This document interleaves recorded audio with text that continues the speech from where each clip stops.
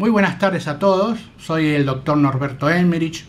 Vamos a comentar con nuestros amigos de Equilibrium la importancia que tiene la frontera o el muro entre Estados Unidos y México para distintos aspectos que tienen que ver con la vida social, política, incluso criminal de ambos países en esa zona.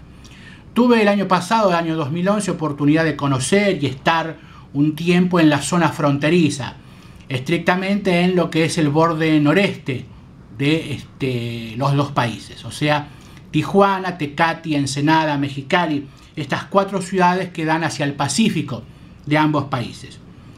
En esta zona el muro no es tal, sino una valla de metal que se vuelve un poco más elegante y más formalmente establecida hacia Tijuana, una ciudad más moderna que da a la costa del Pacífico y que es prácticamente una chapa semipodrida hacia el interior, o sea, hacia Mexicali.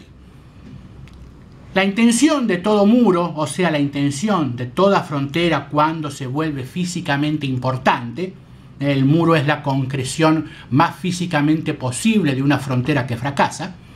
La constatación entonces de que una frontera no opera como tal es precisamente la construcción de una frontera física. La constatación de que la frontera no funcionaba entre Berlín Occidental y Berlín Oriental es la necesidad de construir un muro amurallado, fortificado, etc. En el caso de México y Estados Unidos se construyó una valla en esta zona que les menciono sobre el Pacífico.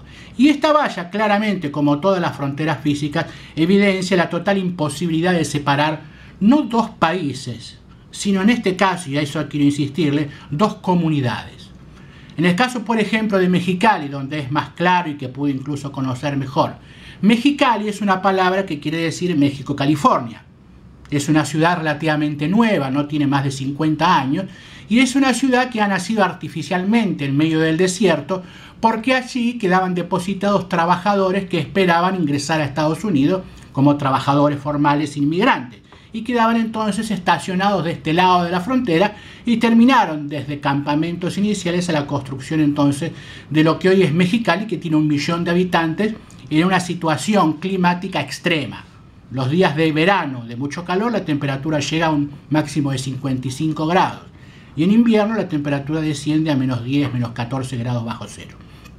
En esta ciudad entonces, cuya denominación es México-California, nos encontramos con su contraparte apenas uno cruza la valla fronteriza, que es Calexico, o sea, California-México.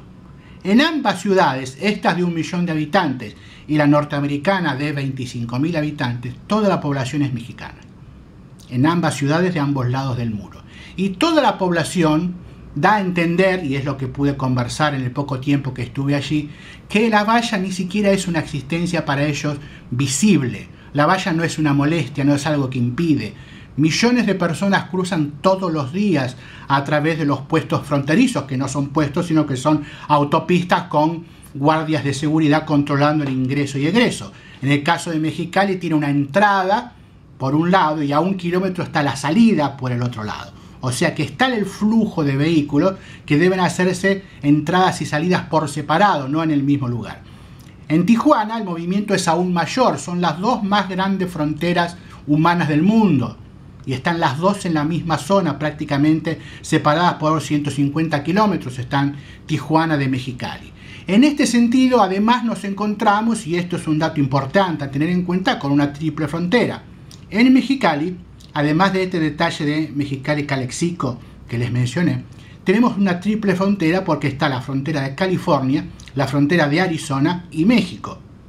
Claramente y expresamente, por ejemplo, el jefe de policía de la ciudad nos decía que hay diferentes legislaciones, por eso es dable hablar de triple frontera, porque hay 3 legislaciones, la de Arizona, la de California y la de México. Dato que no hace falta insistir demasiado, es muy aprovechado por las bandas de narcotraficantes del crimen organizado que encuentran muy rápidamente los vericuetos que hay en las legislaciones. Y por otro lado nos encontramos con situaciones de asimetría social muy destacada entre ambos países. Mexicali es una ciudad que ha tenido en el año 2010 10.000 arrestos de menores de edad por violencia. Esto indica entonces una fuerte presencia de un sector juvenil o infantil numéricamente importante en una situación de exclusión social o de una situación que socialmente habría que precisar bien con datos más precisos, pero que podríamos decir que es accesible a trabajar como mano de obra del crimen organizado. En este sentido, entonces, el estudio que se haga de la frontera entre ambos países, me estoy refiriendo solo a un pequeño sector geográfico de esta extensísima frontera de 3.200 kilómetros, debe hacerse con precisión. Debemos ponerles datos, debemos ver las legislaciones, debemos estudiar la calidad que la frontera tiene para las personas que viven sobre ella, o sea, ver la movilidad y ver el trazado, porque no lo vamos a tratar ahora en este momento, pero el trazado de la frontera es sumamente caprichoso en la segmentación de lo que se supone son los dos países, porque no coincide el muro con la frontera en muchos lugares.